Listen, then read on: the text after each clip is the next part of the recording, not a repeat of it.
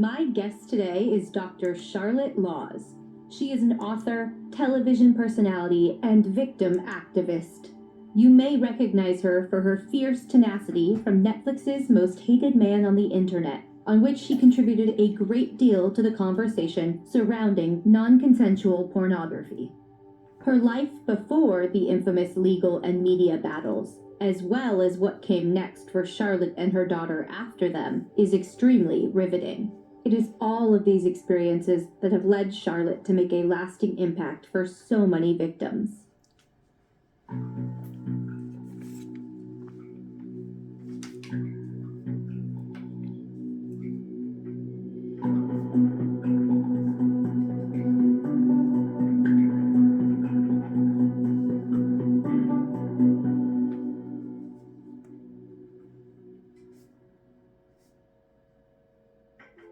I live in Los Angeles, and my daughter lives very close to me now.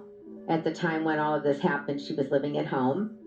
I'm married to Charles, who is a retired attorney. I'm originally from Atlanta, Georgia, lived in Florida for a little while, then moved to Los Angeles in about 1980. I was a single mom. Kayla was probably about 13 when Charles and I got married. Her father lives in New York, and she talked to him for the first time when she was about 10 years old. We have a very close relationship because it was just the two of us for a long time. We always had at least 3 or 4 dogs in the house, so those were her siblings. She's my only baby. I've had a varied professional life. I've done over 30 different professions, from being the head of a legal corporation to lecturing at the FBI to being a private investigator to working as a bandit cab driver to being a chip chatter in Las Vegas, where I made $300,000 a year. It was a job I completely invented from scratch when I was 20 years old, so that's a lot of money for a 20-year-old. I've been a real estate agent for about 35 years. I've contributed to some academic books, and I've written over 100 articles in various publications. I have 2 memoirs. One is called Rebel in High Heels, and the other is called Undercover Debutante. They cover different times in my life. Rebel in High Heels covers the revenge porn fight, also the first 20 years of my life, and Undercover Debutante covers age 21 up to about age 40. It covers tracking down my birth parents. I was adopted at birth, so I tracked down my natural parents, my brother and my sister. There's a lot of party crashing in both of them, and a lot of my crazy jobs and crazy experiences, being held at gunpoint and all sorts of crazy things that have happened. I've also been a politician in the area. I was a city commissioner in Los Angeles, and I was on the Greater Valley Glen Council for 8 years. I was a commentator and a political pundit on BBC TV up until about a year ago. Just done lots of different things. I love trying new things and checking out different professions, so I've done a lot. I think I've always been this way, and I think a lot of it is hereditary. I believe very strongly that genetics are stronger than environment. I did track down my birth parents, and my grandfather was murdered by a devil worshiper in 1948. He was also Italian, so he was the victim of prejudice, and it was huge prejudice. He was an attorney. He was kicked out of 2 law offices because he was Italian, and he was kicked out of his house because the CCNRs, there was a long stream of groups that were not allowed to live in that neighborhood. So I don't know if you would call it a fight for justice. I think it's been kind of more of a fight against prejudice since I was a kid. I grew up in a very racist family and a very racist community of upper class Atlanta, where old money was good and new money, like entertainment people, were bad. That was their view. I was attacked pretty much every day by people because I supported the civil rights movement, and I didn't really know other people who did. My family would make racist jokes all the time, and I would get angry and stomp off to my room. And so I just really had this problem with that from a very young age.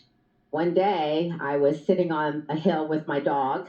I used to read a lot of philosophy books as a young person, and I just had this experience, which sounds crazy, but I believed I had a mission to work towards eradicating prejudice. I later read an article that 1/3 of all the people in the world believe they have a mission in life. I was one of that 1/3 of all the people in the world. It started with fighting for the civil rights movement, and then as I got older, it became animal rights and gay rights, and eventually women's rights with the revenge porn issue. I've just always had this connection with helping victims, being able to empathize. I felt like a victim myself as a child because I was always the outsider in my family. I was the outsider in my community. My father was verbally abusive. My brother was killed in a car accident 2 years after my mom tried to kill herself. My father, he said, "You are never to mention your mother's name in this house again, and you are never to visit her." He filed for divorce immediately. I had to sneak my brother to visit my mom at the convalescent home because my brother was actually much closer to her. I was not close to either of my parents, so I had to become a very independent person at a young age. I realized that it was all on me. I had to make my own decisions. I couldn't rely on my parents. I couldn't rely on anyone I knew. My entire goal growing up was to escape, to get the heck out of there. Thank God for the TV because that's the only reason I knew that there were people with different views, people who were not prejudiced. I noticed that people in the entertainment industry seemed to be very open-minded. That's one reason I started crashing events. Luckily, I went to a really good school, so I had kind of recruited teachers to be my substitute parents at a very young age. But then as I got older, I just started getting to know people in entertainment, and they were very friendly and gregarious. So that's kind of my history. It's funny, I always had very low self esteem. I've never considered myself intelligent. Growing up, I also felt like I was ugly. I just had very low self esteem. When I wrote my memoirs about my life, I'm looking back going, I don't seem like somebody who has low self esteem because I'm always doing all this crazy stuff as if I'm confident, but I didn't feel confident inside. So it was kind of interesting to learn that my actions and my feelings inside didn't really mesh.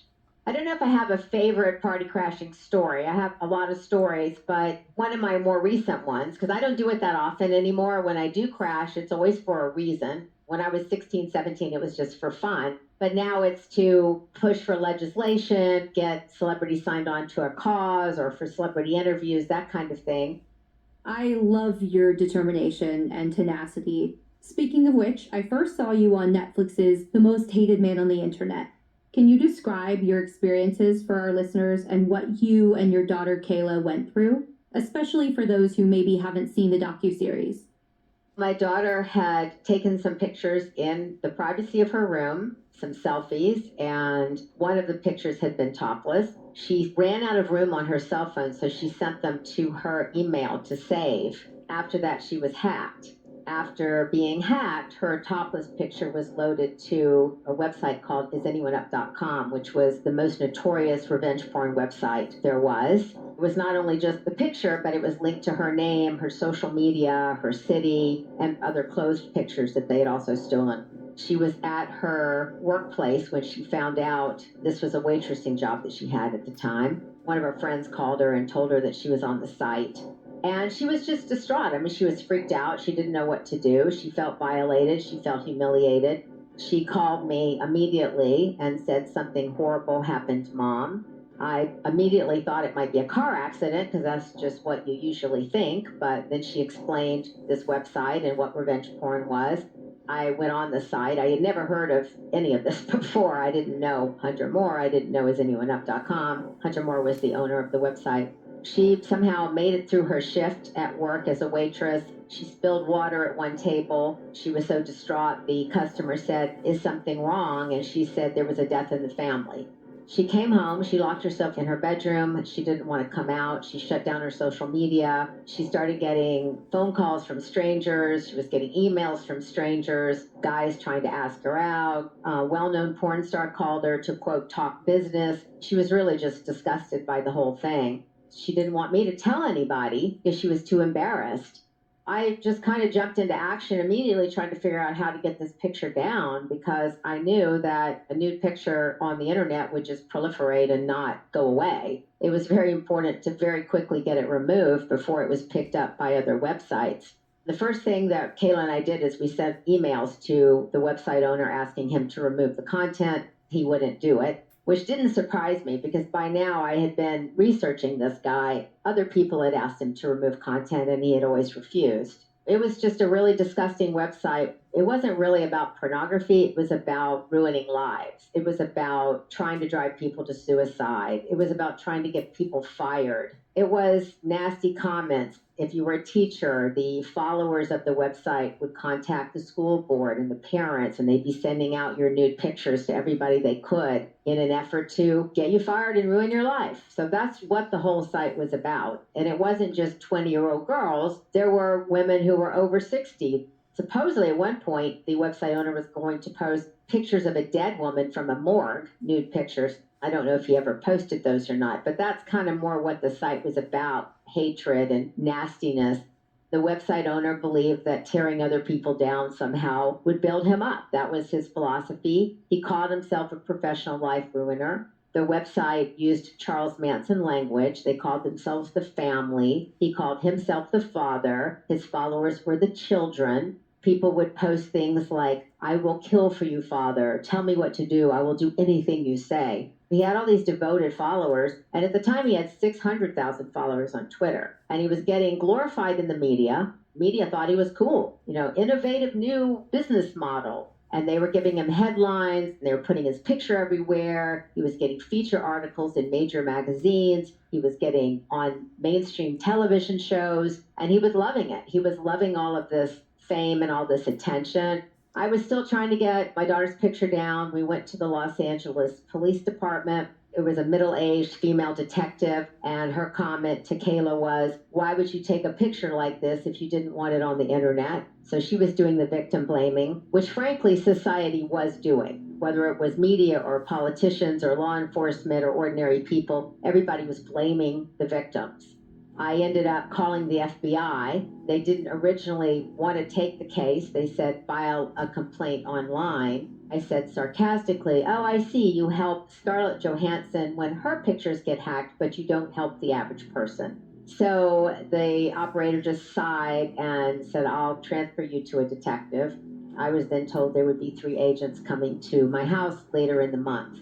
That's how it started. My daughter noticed that one of her friends was also pictured topless on the same website. She called her friend, and the friend also said she'd been hacked. So now I knew 2 people on this one website, and they'd both been hacked.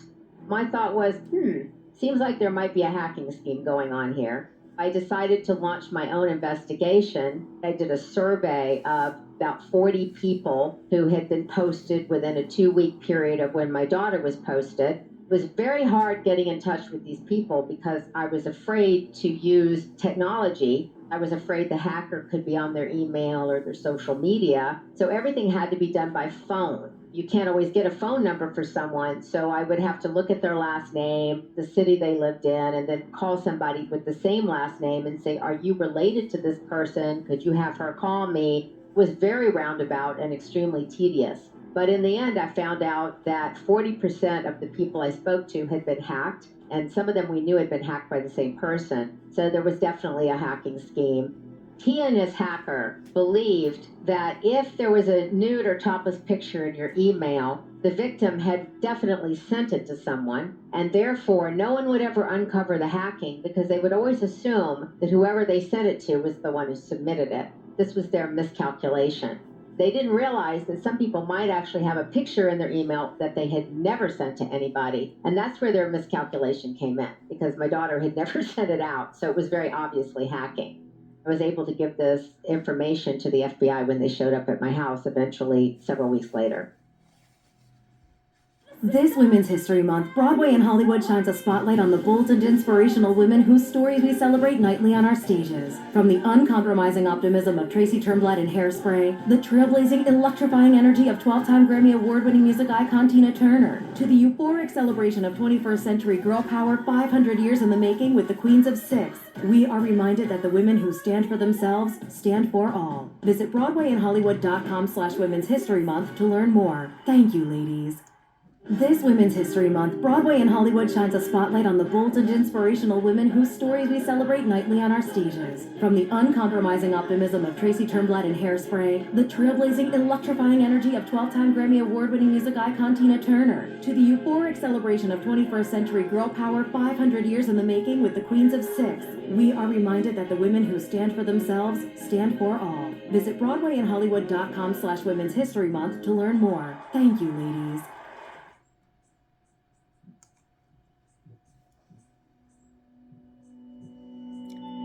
Revenge porn was not illegal at the time. You could distribute non-consensual pornography without any sort of a penalty. The only law that he was technically breaking was the Digital Millennium Copyright Act, because anytime you take a picture of yourself, you own the copyright. So my daughter did own the copyright to all of her photos, the topless one and also all the clothed ones. It's usually a civil case, so it's very hard to compel somebody to remove that content. And if you do want to get it removed, a lot of times you have to go to court and sue them. But the problem with Hunter Moore is he didn't have any assets, and he had no fear of civil suits. He was very afraid of going to prison. He was very afraid of law enforcement. My experience has been that perpetrators who distribute revenge porn, for some reason, do tend to be afraid of law enforcement. They don't want to go to jail, but they could care less if you sue them civilly. So the hacking was really the only way to get Hunter. 2 days after being arrested, Hunter Moore was let out on bail. Around this time, Hunter allegedly incited his website supporters to target the Laws family. I did get death threats. I did get bombarded with computer viruses. I even had a stalker at my house, which was left out of the documentary, surprisingly. I have no idea why that was left out because I thought it was really relevant. I got locks for my gates. I was mainly worried about my animals because I had 3 dogs at the time, 7 chickens. I was very afraid for my animals because it would be very easy for someone to come on the property and murder my animals because there really aren't even laws to protect animals sufficiently. So not only did I get the locks for the gates, but I also kind of felt like I couldn't leave the house because I had to guard it. I had to guard my animals' lives. That's kind of how I felt the whole time. My daughter and I also put metal bars under our beds just in case we needed them as a weapon. It was scary because there are all these anonymous people and you just don't know who they are and you don't know what they're capable of. So I will say that does make you feel off balance. I did feel like I was being bombarded, which was creepy and scary, but it was almost more like a battle. I had my armor on and he had his armor on. We were like going at each other. There were times where I felt like I was losing the battle, and there were times where I felt like I had an upper hand. Most of the time, I felt like we were just clashing at each other. He was living at home with his parents, and they posted the bail for him, so he wasn't in jail during all of this time. He was just waiting for his various court dates. Weeks before the court date, I had been gathering together victims to show up in court to speak about what happened. I planned to bring in about 25 different victims who would speak one after the other, because I had spoken with Kamala Harris's office on several occasions. She was the Attorney General of California at the time. They had had great success at getting a longer prison term, I think it was 18 years, for another revenge porn website owner who had a website in San Diego. Her office told me the reason why they had success is because they had this stream of victims coming in and speaking, and that just made a huge impact on the court. So that's what I wanted to do, is bring these people in.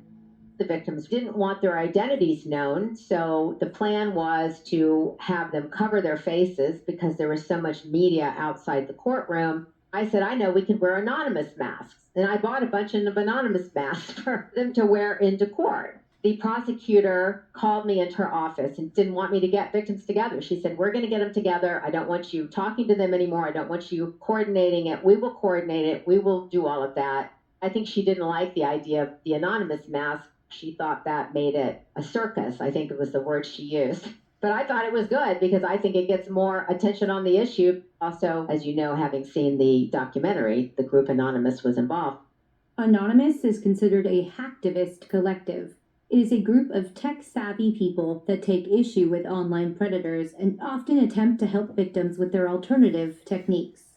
Anonymous sent him an open letter via his website. They wrote, and I quote, "This is a call to all of Anonymous. We will hold Hunter Moore accountable for his actions. We will protect anyone who is victimized by abuse of our internet. We will prevent the stalking, rape, and possible murders as byproduct of his sites. Operation Anti-Bully, Operation Hunt Hunter engaged. We are anonymous. We are legion. We do not forgive. We do not forget. Hunter Moore, expect us. Anyway, she said she was going to get the victims together. I said, okay, fine. I won't coordinate with them anymore. Here's the list of people. You do it. I don't know if the victims were contacted. The date kept getting moved, so it was kind of confusing. Hunter's side, they kept pushing the date forward, 6 months forward and then a year forward. It took like 4 years before he finally went to jail. It was a very long process.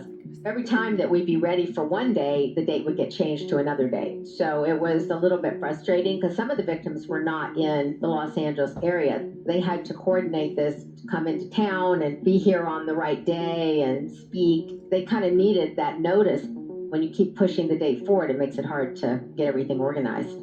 I came to court with my daughter for the sentencing, and no one was there except my daughter. There was no one to speak. I don't know if that had anything to do with getting a light sentence, but we definitely didn't have a stream of people there to speak about what had happened to them.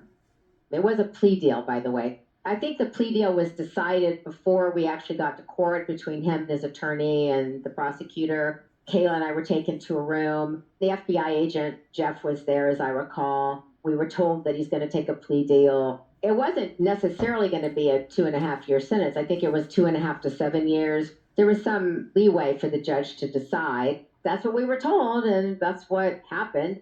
Then we went into court, and Kayla made her speech. I also had a letter from one other victim, someone who had written a letter about what happened to them. I handed that over to the judge, and that was it. The judge gave him 2.5 years in prison. I think the hacker got 2.5 or 3 years in prison. They're both out now. He was raided, I believe, at the end of 2012. Then he was arrested, I think, January of 2014. Then it was another couple of years before he went to prison. So it was a 4-year process before he went to prison. He was in prison for a little less than 2 years. So he's been out for a couple of years now.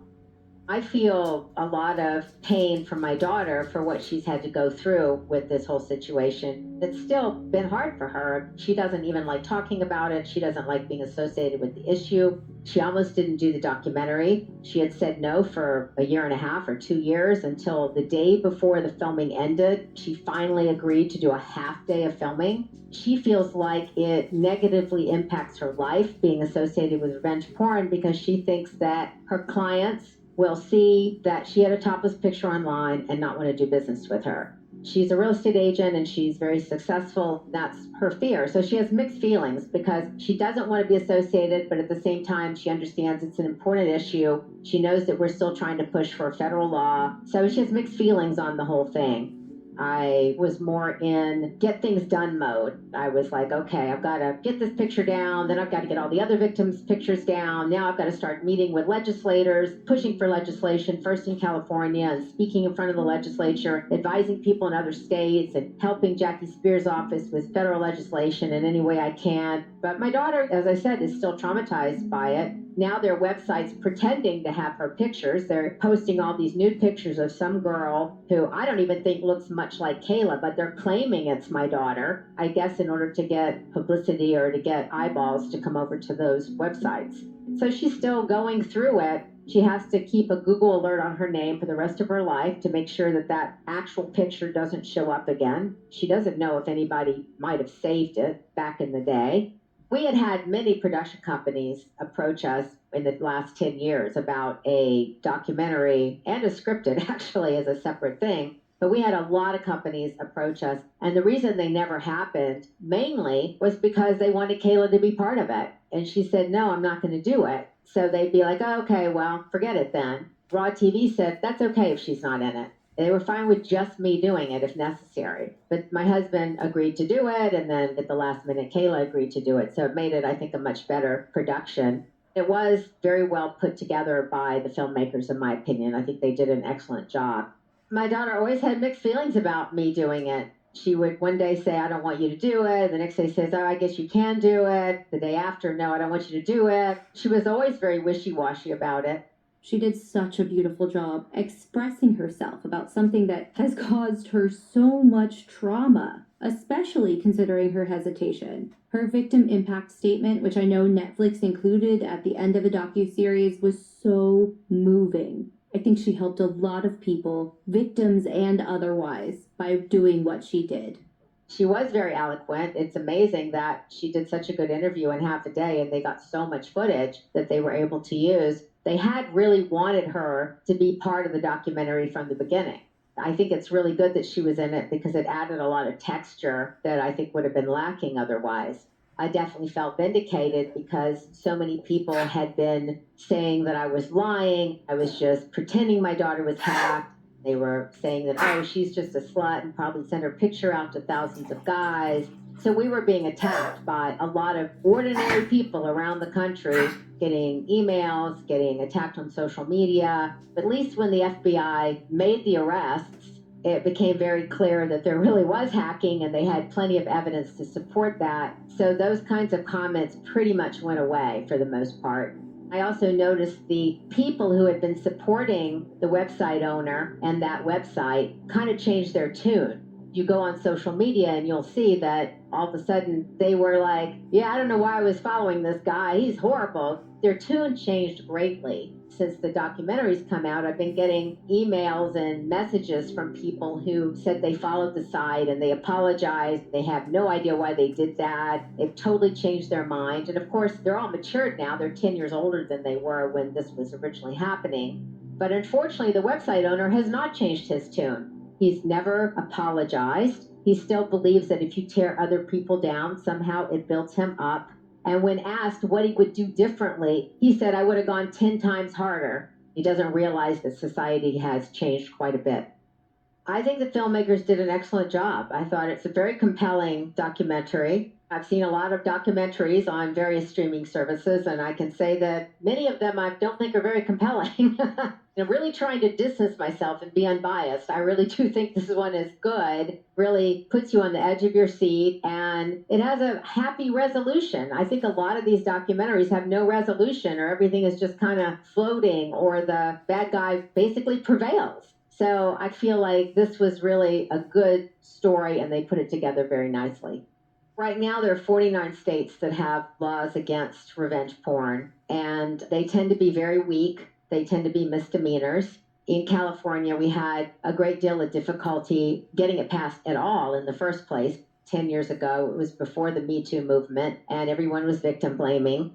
The federal law would be important because it would be consistent from state to state. Right now, it's very confusing. If you're in one state and the perpetrator's in another, you don't even know which law applies. Also, because most of them are very, very weak.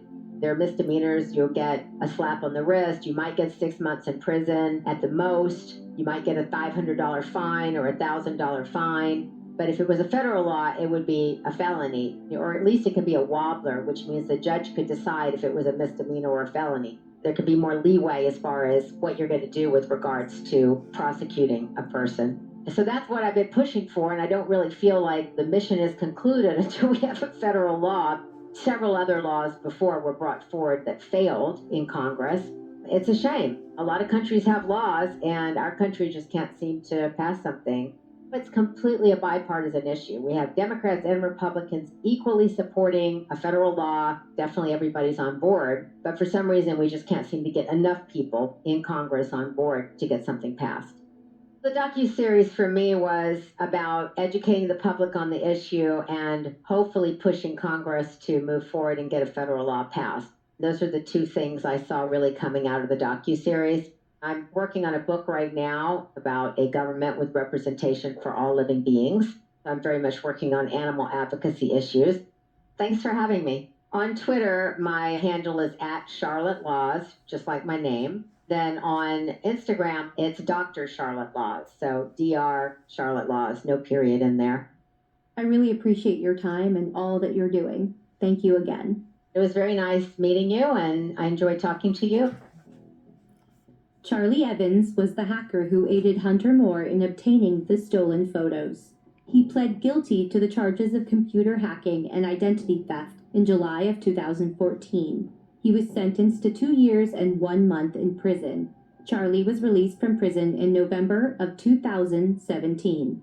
Hunter Moore pled guilty in February to 1 count of unauthorized access to a protected computer and 1 count of aggravated identity theft. Neither of his convictions were directly related to hosting the revenge porn site IsAnyoneUp.com. Moore was released in May of 2017, 6 months before his hacker was released. According to Wikipedia, he was under mandatory supervision for 3 years following his release. Non-consensual pornography, otherwise known as revenge porn, is defined as the dissemination of pornographic material without the consent of the subject and/or owner of the media. It is considered cyber-sexual harassment, and although it has been seen as far back as the 1980s, it wasn't illegal until 2013. Over the last almost decade, 48 states have passed anti-revenge porn laws. However, there is no unifying federal criminal revenge porn law as of right now. On March 15, 2022, Congress authorized a federal civil claim which took effect on October 1, 2022.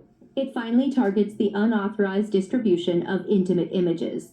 Up until now, the closest federal protection that existed was the Computer Fraud and Abuse Act of 1986. As Newsweek explains, the statute makes it a criminal offense across the country to access a protected computer without consent with the intent to cause harm or commit a fraud crime. The Digital Millennium Copyright Act also protects unique content by making it illegal to work around protective measures used by media owners to control access to their works. One accomplishment of the act is that it copyrights unique content on the internet, and in turn allows victims to file civil claims against anyone who may have benefited or distributed their content, revenge porn included.